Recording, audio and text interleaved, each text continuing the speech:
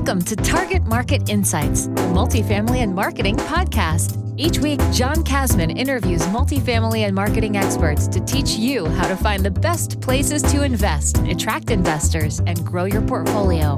You are listening to Target Market Insights with your host, John Kasman. Welcome to Target Market Insights, the multifamily and marketing show. I'm your host, John Kasman, and I want to thank you for joining us for another great episode. Now, if you're enjoying the show, I need you to do me one quick favor.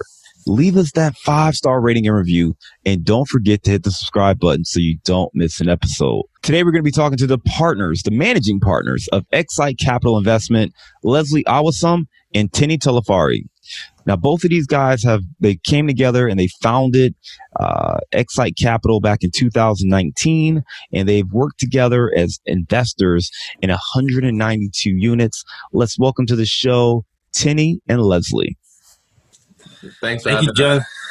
Absolutely, guys. Listen, I know you guys host a great meetup out in Maryland as well. We've had a good chance of meeting each other back in Boston last summer. And you guys have obviously been pretty active since we spoke last. Why don't you fill in the gaps, right? I kind of went very, very brief on the overview. Why don't you take a second and just give us a little more information about how you came together to form XSITE Capital? Go ahead, Leslie. All right. Again, John, thanks for having us on the show, and thanks for all you do in the space and all you've been doing for us along our journey. So, XSITE Capital was started in 2019, January 2019. That was about 6 months after I met Tenny. Prior to that, I got involved in real estate after experiencing the crash in 2008 and witnessing some colleagues losing their 401k. And deciding to myself that I never wanted to be in that position. So later on down the line, started reading books, then came across one that resonated with me and directed me towards real estate. So started investing, finally found the courage in 2017 to start investing in real estate, single family. And then towards the end of mid-2018, my wife introduced me to Tenny. I guess she had gotten tired of me talking to her about investing in real estate, so she found me a friend, and she introduced me to Tenny. So Tenny and I used to meet on Friday evenings and play Robert Kiyosaki's game Cashflow, the board game, and just talk about business. And we realized that we share similar mindsets, because at that point in time, I could not find anybody around my community that was thinking in the direction that I was thinking in. So it was refreshing to meet someone like Tenny that was thinking in that direction, had the growth mindset, and looking forward to move together. And as we played more of the board game, we realized that we could both accomplish our goals and our ambitions by ramping up our real estate business. So that's how we came together and formed XSITE Capital in 2019.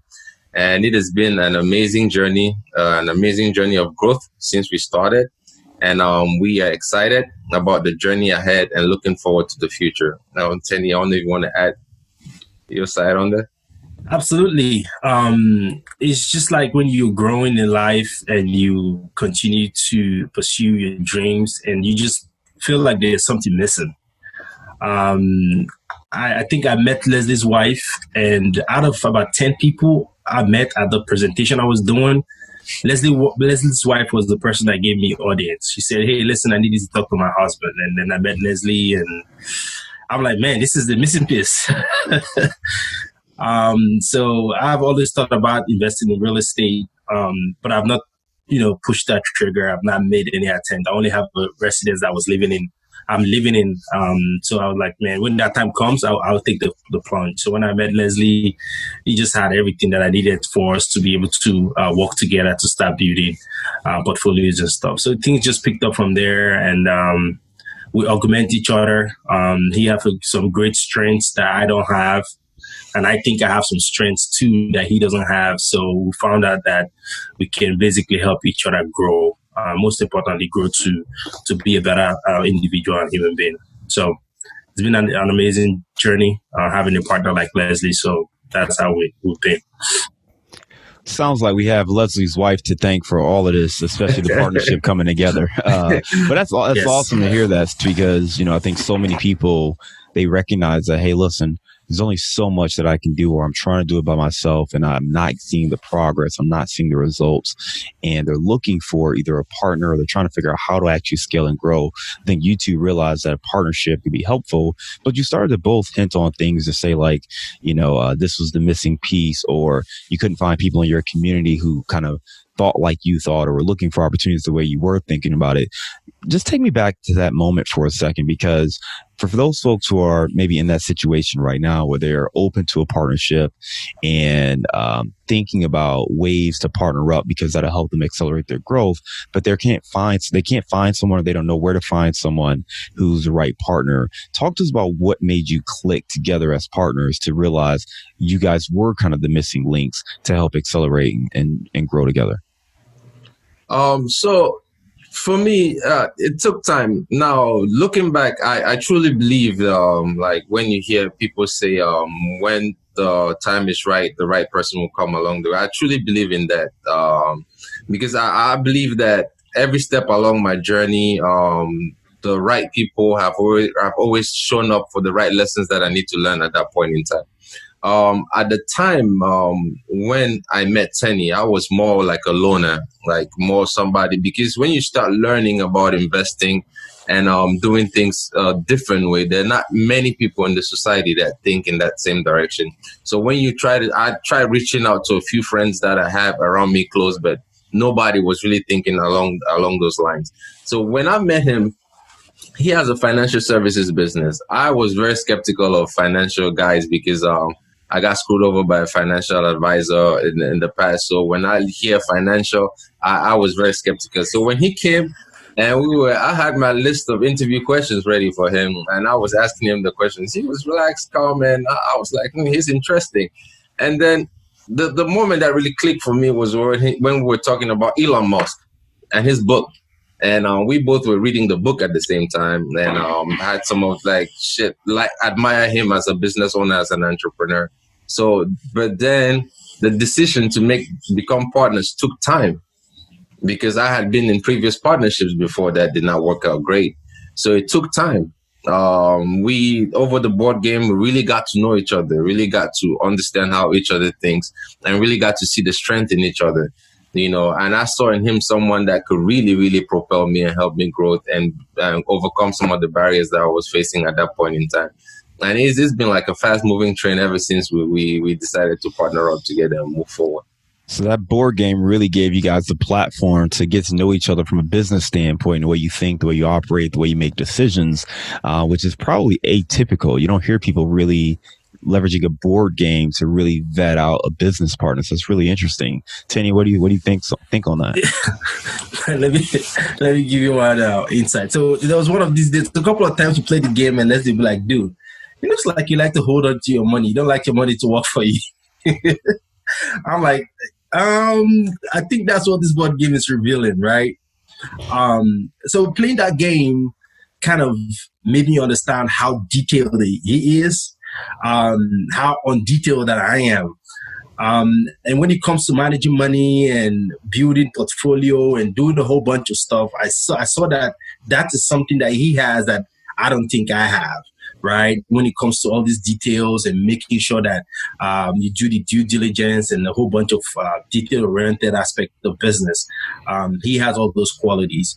And when he's portrayed all those things and then we started talking about the future, there was no friction. We are open to suggestion when we give feedback to one another. We don't fight towards growth. You know how some people, when they think about, let them invest for the future, invest in themselves and grow themselves, they're like, oh, I don't want to do that. We see the importance of what we got to do to get us to where we want to get to. And we don't hesitate to make that move. When it comes to partnership, like he mentioned, I have a lot of friends who all went to school. I've opened up a couple of businesses together. I've started my financial business. They come and join me. A bunch of them like, yeah, I want to do it, but later on they run away and stuff like that. So a lot of people you see are not serious. So it's really hard to find one person that can say, okay, you know what? I want to do this. I'm going to be dedicated to it. I'm going to put my money where my mouth is, and I'm going to put in the work as well. So those are some of the things I found in Leslie that made me be like, okay, this is a person that I think we can work together. Of course, I'm not perfect.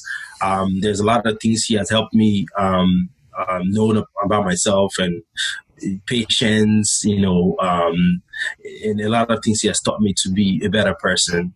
And I'm hoping as we continue to work together as partners, we're going to continue to grow and learn as well. No, that's awesome. It's great to hear how that relationship is continuing to build and grow, and how you all are complementing each other to build something that you hope is for the long term. So let's talk about XSITE Capital, right? You guys found this company. You do your first deal, 192 units. Talk to us about, what that deal was like, getting involved and kind of bringing everything together to make that happen. Tenny.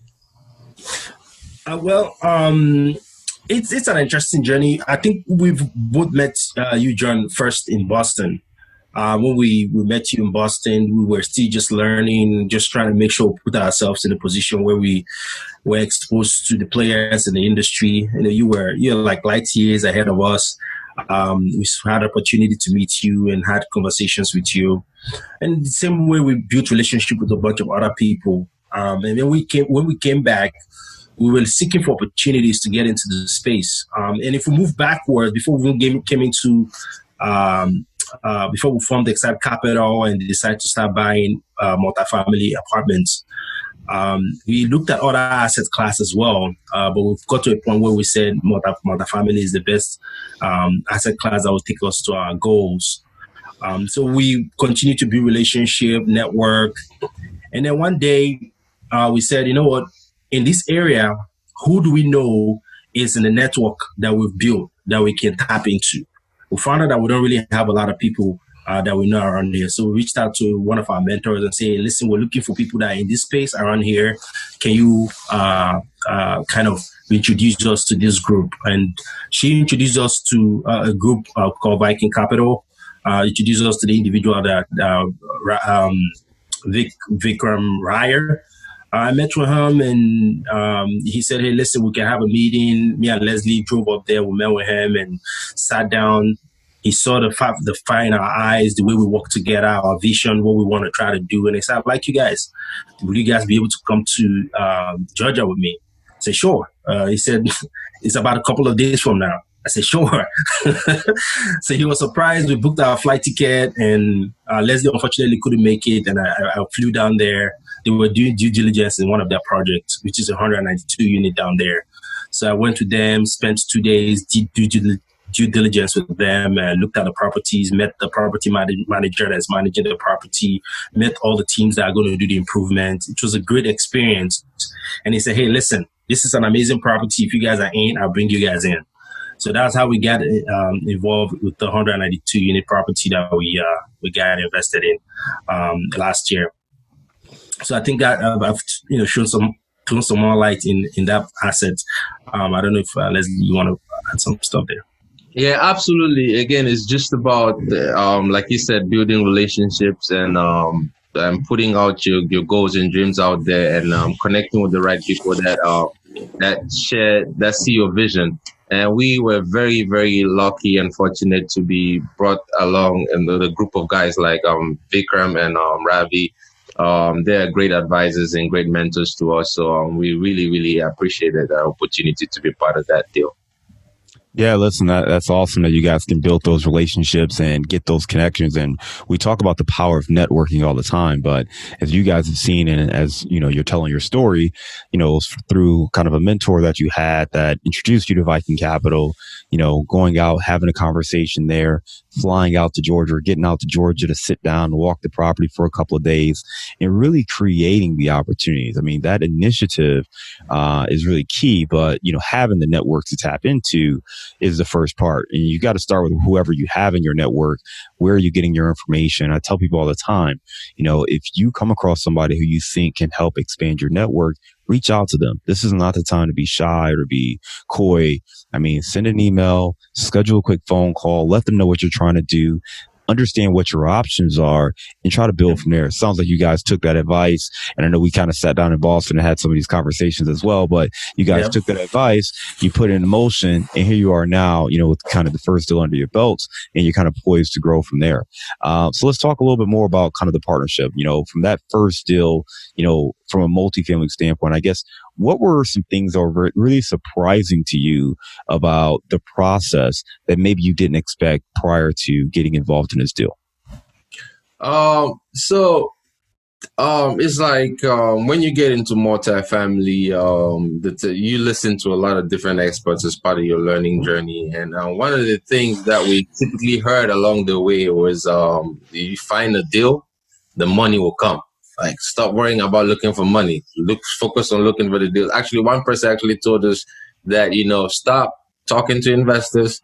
Just focus on the deal. Once you have the deal, the money will come. And that experience, the deal we got invited on by Viking Capital, was a very, very great experience because it taught us a very valuable lesson in that aspect, which is you have to have all your ducks in a row before you go into any deal. I'm not sure Tenny mentioned that, but that deal we were offered the opportunity to come on board as general partners, which required a certain amount of capital raise. We went through the process of reaching out to the few people that we had in our network to raise the capital. Spoke to one of the investors who said, yes, we'll bring in the full amount you guys need to get on board. But a couple of weeks later, we could not hear back from that investor, and that investor backed out, and we have stopped raising money because we fell into that trap of getting the deal, the money will come. But long story short, we were unable to get on the GP side and ended up on the limited partner side, which is still a great opportunity to be in. But that was a very valuable lesson that we learned along the way. So, it's thanks to that experience. From that, we're able to learn from that and start building other systems in place to avoid that from happening in any future deals we have. Yeah, and it sounds like, obviously, some deals, you've got your, for those who aren't as familiar with syndication, you have your general partners that are the team that kind of oversees the deal, and then you have your limited partners, which are your investors. And a lot of times, to be a general partner, there's different roles that you're expected to play, whether that's involved in asset management, marketing, investor relations, ongoing calls with the property manager. There's all these different tasks and roles that are required. It sounds like you guys were interested in being a part of the general partner team, but kind of fell short on some of the elements when it came to the different duties, responsibilities, maybe capital elements. So kind of just learning from that experience to say, listen, if we really want to kind of transition and be more on the GP side of things, we have to make sure that we can bring multiple facets, not just, capital, but also investor relations, also some of the marketing, some of the due diligence, which it sounds like you guys are interested in doing some due diligence stuff. But again, just kind of fell short a little bit of that. When it comes to the lesson learned, right? And you talked about find the deal, the money will come. I hear that from a lot of different people, and I have heard that as advice that some pretty well-known people give out. And you guys are saying that, hey, it did not work out that way. Tenny, from your standpoint, how would you have played that differently? If you realize finding the deal and the money will come didn't really work for you, how would you have played that back if you could rewind the clock back? I think if I have to speak to some people that are looking to get into syndication and investing in general, it's just a basic concept. If you have money, you'll be able to buy a deal, or you'll be able to invest in something. So when somebody say, go find what you want to invest in, and then before you look for the money, it doesn't make any sense. But because we were new to the space and we were listening to some of the people in the industry that we believe know what they're saying and they have all these accolades, we felt like, okay, we have to listen to a mentor. If this is our mentor, again, there are different types of mentor. One of our mentors we had said, look for the deal, the money will come, and we listen to them. But later on, we realized that is not the right advice, right? So basic thing is, if you get in the space, you want to use other people's money to invest in deals, you have to start speaking. You have to start telling them as soon as possible. When we got to a point where we were looking to raise the money and the investors that we had backed out, we became desperate. That was when we said, okay, you know what? we're going to start opening our mouth to talk to people we know, our friends and our family, and we're going to start sharing this information with them. And when we go to them and say, hey, listen, we're looking to raise a couple of $1 million, they're like, are you crazy? Because, like Leslie said, a lot of people in our communities or in people we surround ourselves with, or we used to surround ourselves with, they have a limiting mindset, right? They don't believe these things are achievable. So now when they see Tenny and Leslie are saying they want to raise a couple of $1 million, they're like, that is unattainable. We're like, no, it's possible. You just have to believe that's going to be possible, and you'll be able to reach out to the right set of people. So when we started that conversation, when we're desperate, people could see that. People could read that. These guys are desperate. They're trying to achieve one goal, and that I don't think it's my money they should play with. So that's one of the really bitter experience. So if somebody's looking to start in the space, you want to start having conversation immediately you start and start saying, hey, listen, I'm looking to this asset class. I'm beginning to learn. I'm going to these courses. I'm traveling to Boston. I'm learning from this mentor. I'm doing some research so that I understand that you're in the process. Not that you just wake up one day and just go to one of your friends and say, listen, I need you to give me $50,000 or $100,000. So they'll see like a joke when they know that your background is not sound in that particular area. So if we have to go back and learn, we want to start our conversation earlier on and start sharing with people that we know that we're doing this thing, so that when the time comes, they will be prepared for that conversation. Yeah, man, listen, I think that's great advice and a wonderful lesson for many of our listeners, because as you stated, many people wait until it's too late. When you have that live deal and the pressure's on and the clock is ticking. Yep. So if that's the first time you're approaching an investor, whether you know it or not, you're probably putting unnecessary pressure on them to make a decision. And when people are nervous or unsure, their natural reaction is nothing. I'm not going to invest. I'm not going to do anything, or I'm going to retreat. Right. And you haven't taken the time to educate people. And I will say, even listening to you, it's nuance, right? But there was something that you said, and you talked about, we need to raise $1 million, $2 million for this deal. Right. And the reality is that person you're talking to, they don't care what you are trying to get accomplished. They care about what's in it for them. Correct. And if you haven't taken the time to help people understand how they benefit from investing in a deal like this in advance of that deal, then it's tough, because, all you can see and sometimes what you subconsciously communicate is, I need you to invest in me and I need this deal. And that's where, the pressure becomes difficult. And a lot of people who are looking to bring capital for deals, they fall short because they are subconsciously, creating a wall and unnecessary barriers where there's pressure and, it's just uncomfortable. And sometimes they don't know what's happening. Even the prospect doesn't know what's happening.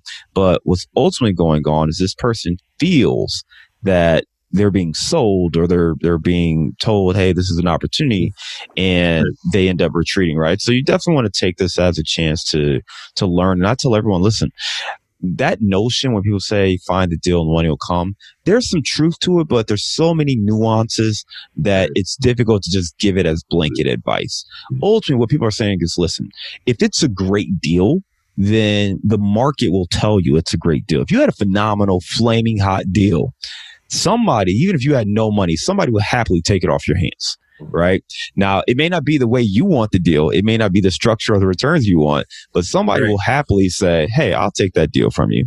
Now, when you come in a deal that's already established and the parameters already there, now you're trying to find people to fit into the deal. So that's where it's a little bit different. So I would say that's where the nuance is. If you already have kind of the parameter set, then it's not so much, just find the deal, the money will come. But if you were to find a great location with a great deal with plenty of upside, then sure, you'll be able to get people. Anybody in your network who's already investing will be able to look at it, see it, that it's a phenomenal opportunity, and be interested. So, there's definitely ways to identify those opportunities and bring them to fruition, but it gets a little harder.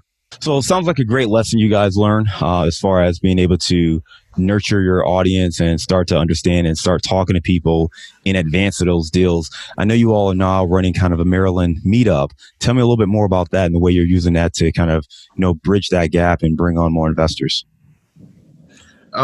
So as part of the journey, as part of the start of creating a thought leadership platform, one of the things we're comfortable with doing was starting our own meetup, so we could start getting out there, meeting people. So we started the meetup in April of last year. We were running it once a month, and until the outbreak of COVID, and now we're switching it online and doing it virtually. The whole goal of the meetup is to build this platform of like-minded individuals, because when Tenny and I met, like we've mentioned, we didn't know a lot of people in the space. So the meetup has brought us together with a lot of people that share the same goals, the same ideology.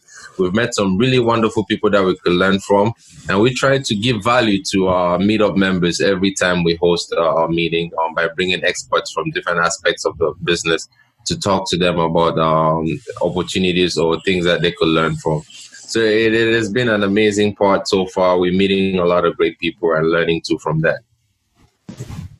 Tenny, you want to add? Yeah, and like we had mentioned earlier, when we say we want to do something, we just go ahead, right? I can remember very, very well. I was driving back from a meeting, and Leslie sent me an audio, I think from a podcast about starting up a meetup.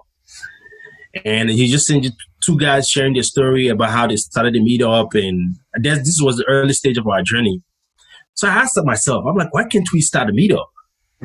And I called Leslie. We had a conversation. Like, dude, you just go look for a location.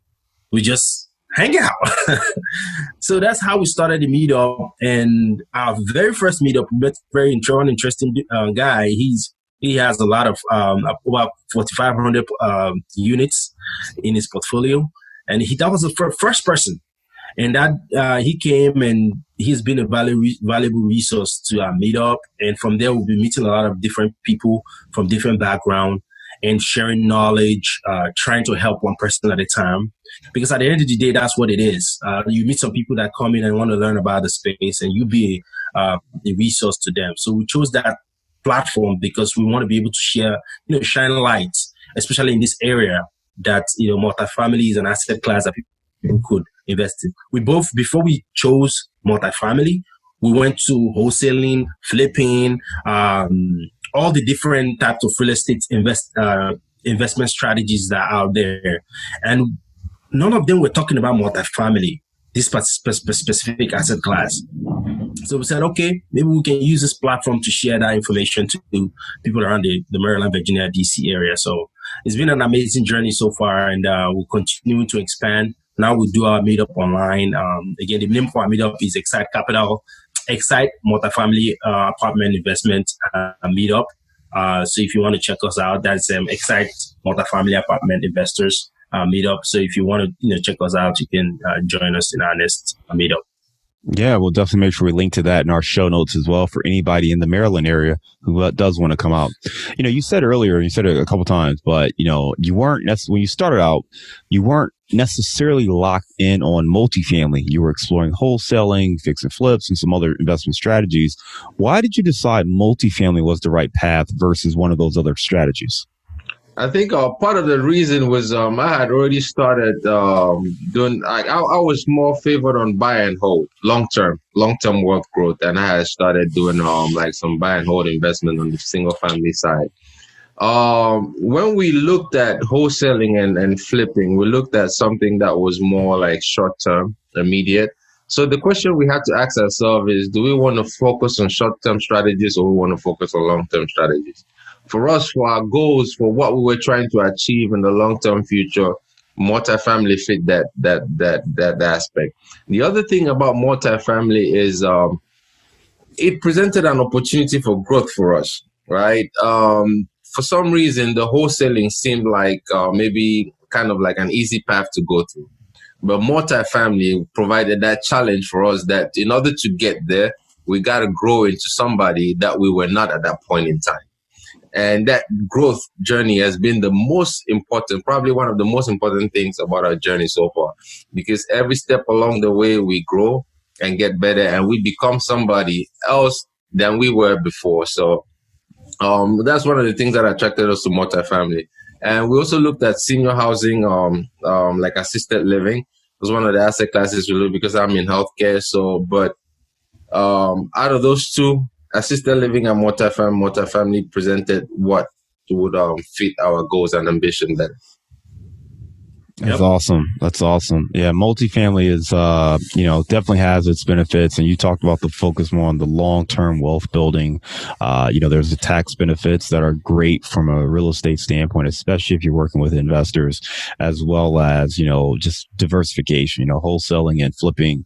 A lot of people who do that or build their businesses in those areas, they eventually look to come over to multifamily because, that's a job, right? I mean, wholesaling and rehabbing, it's more active work that you're doing versus buying apartments or even smaller multifamily.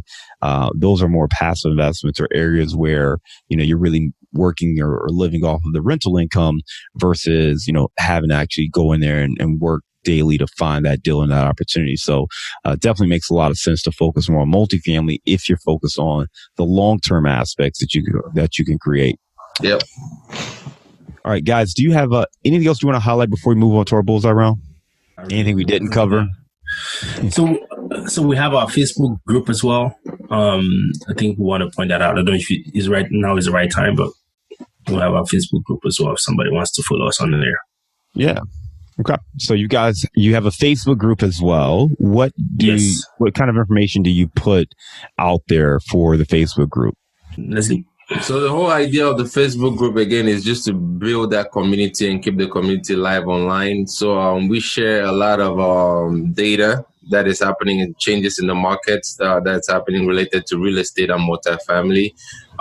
We want our group to be an area where we could have lively conversations and learn from each other, where everybody could come in and provide useful aspects of or useful ideas on how to invest or on how to grow the mind to be successful in the investment space. The name of the group is the Exciting Wall of Multifamily Investing, because this is an exciting journey from beginning to end. So we hope your listeners will join us in that group and we keep moving.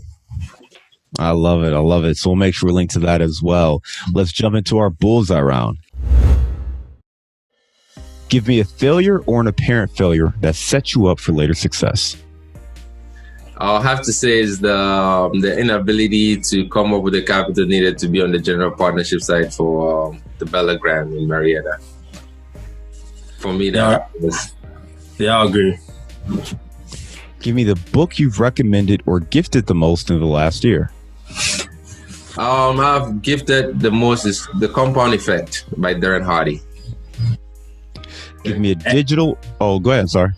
Yeah, I was going to say The Entrepreneurial Roller Coaster.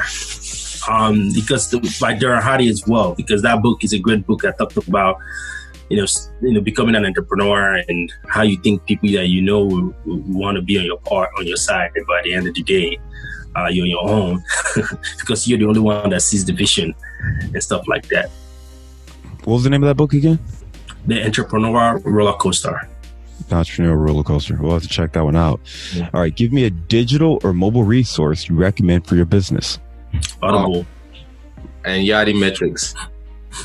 Audible and Yardi Metrics. Good. Matrix. Sorry. All right. Give me a daily habit that helps you stay focused on your goals. Meditation.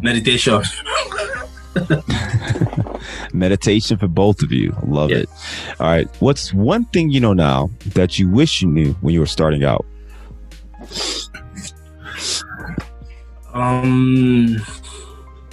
That would building your brand and letting people understand what you do earlier on than waiting till later.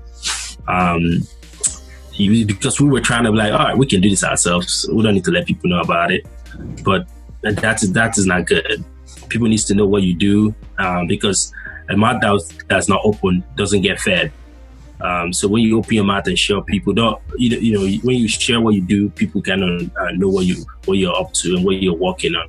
So you don't want to live in obscurity. You want to be out there and doing stuff, basically.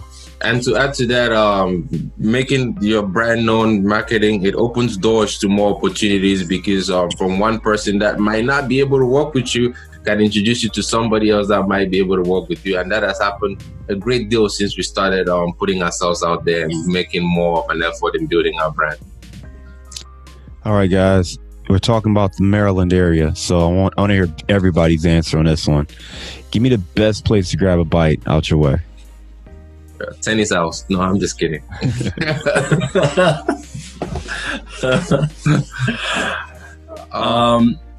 Go ahead. Best place to grab a bite around here.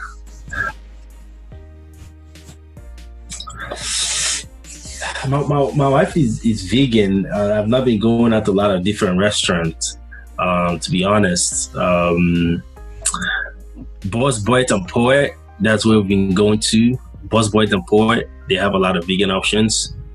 And I don't know for Leslie, if you guys want to. There's a Thai restaurant right not far away from here in Whitechapel. It's called Thai Cuisine of Whitechapel. It's very small, but the food is amazing. It's delicious. Awesome. Definitely make sure we check out those next time we're up in the Maryland area. So listen, guys, you gave us a lot of great information talking about your journey to create XSITE Capital, the Facebook group that you have, as well as the in-person meetup, which you guys are now doing virtual, getting through COVID-19 and kind of the impacts there. I would love to, and I really loved, appreciate you guys talking about kind of the first time you guys were working on a deal to become general partners, some of the lessons learned there, still moving forward the investment on the LP side of things, and trying to grow and build from there and trying to figure out what kind of things you need to do to attract more capital as you move forward. So great information all around. Appreciate you guys being open and sharing your story there. For our listeners who want to get in touch, what is the best way for them to reach out? You can visit our website, www.x, as in xylophone, SITE, capital.com. And you could also reach us via email. Mine is lawasom@xsitecapital.com. Tenny is TTOLOFARI at xsitecapital.com. And you again join our Facebook group, The Exciting World of Multifamily Investing. And we look forward to connecting with you in the days or months ahead. Absolutely. Thank you guys again for coming on the show. Good to hear the traction you have. And I know you guys will continue to do big things as you go forward. Thanks for being a guest on Target Market Insights, the Multifamily and Marketing Show. Thank you very much, John, for having us. Thanks, John.